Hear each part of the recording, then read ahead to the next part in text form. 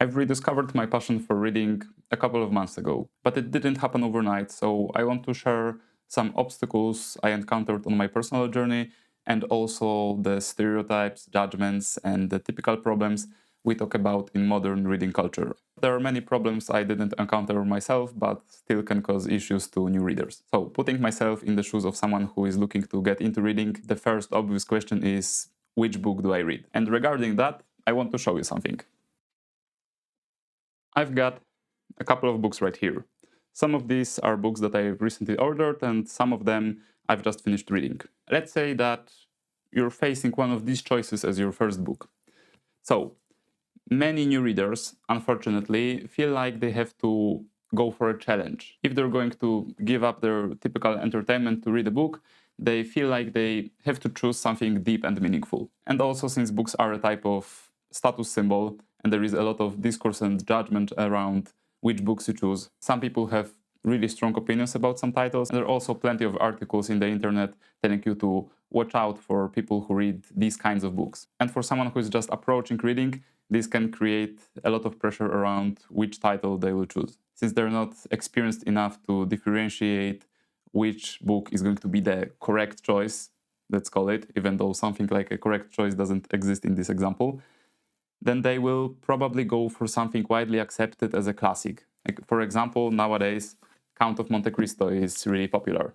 It feels good to say, I'm reading the Count of Monte Cristo. It feels good when you notice people in the public transport looking at you reading the Count of Monte Cristo, reading a classic. But even when we pick something shorter, because first of all, if you're a new reader, choosing a novel that is over 1,200 pages long doesn't seem like a great idea. I don't think there is a high chance that a new reader is going to finish all of this in a reasonable amount of time. They don't have the built-up focus necessary to stick to it, and they don't have the necessary reading habits to actually go through it in, let's say, a month or two. It will probably take them closer to a year, and along the way they're going to give up since they're lacking this satisfaction of finishing a new book.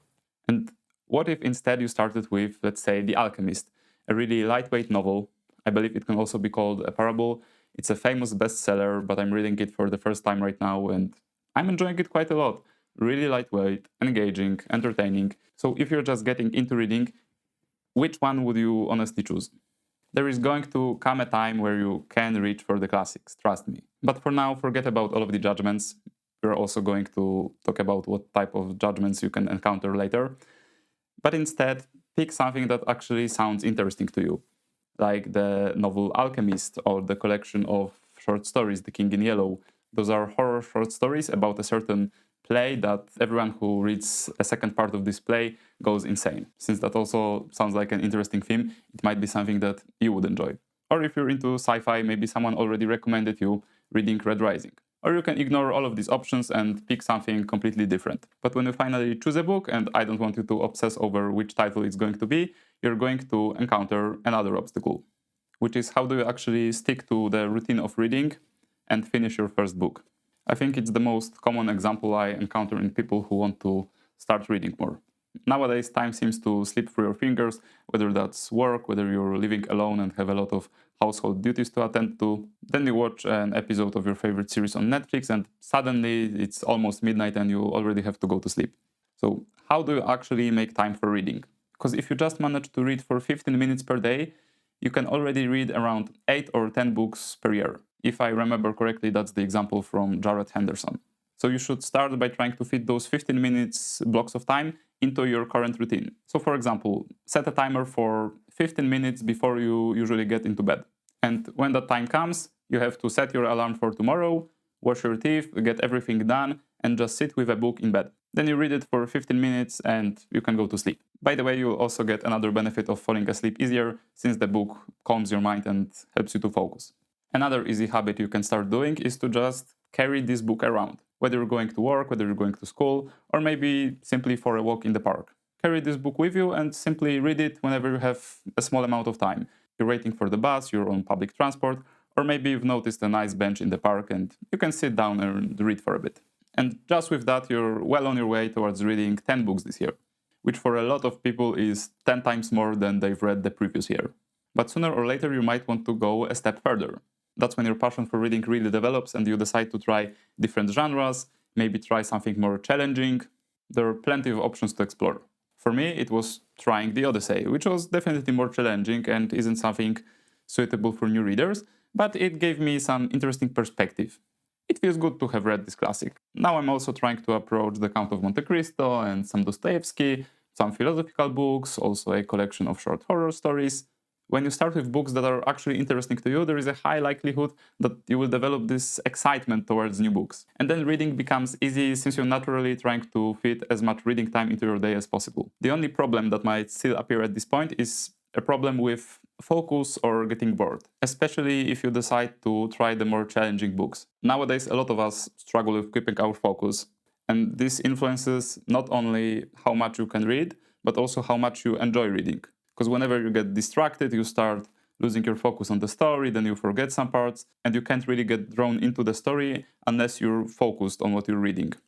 But what do you do about it? Well, I'm personally a big fan of the Buddhist philosophy of focus, often trying meditation or other mental exercises to build up your focus and change your perspective on life in general. For you, the simplest answer is to simply develop your focus through reading. And by develop your focus, I also mean that sometimes you will have to force yourself to bring your attention back to the book.